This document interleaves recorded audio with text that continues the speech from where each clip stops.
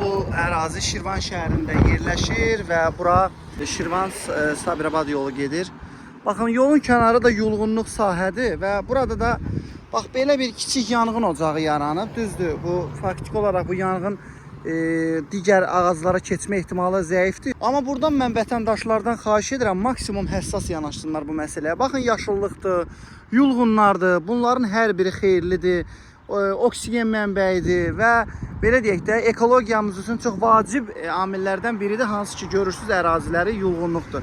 Bax, bu ərazini bəzi vətəndaşlarımız yandırırlar. İndi hansı məqsədlər üçün yandırırlar, məqsəd özlərinə bəllidir. Amma etməyin belə, xahiş edirəm. Ətraf mühitə qarşı biraz diqqətli olağın, həssas yanaşağın. Baxın, gətirib zibillərinizi bura atıb yandırmayın. Düzgün qaydada zibilləri yerinə qoyun, daşınacaq. Amma bu cür antisanitar vəziyyət yaradaraq, bax bu cür ekoloji çiklənmə yaradaraq düzgün bir addım atmırsınız. Bax, görürsünüzmü, ərazini həm tüstü qatı bürüyüb, eyni zamanda da ərazi zibillidir.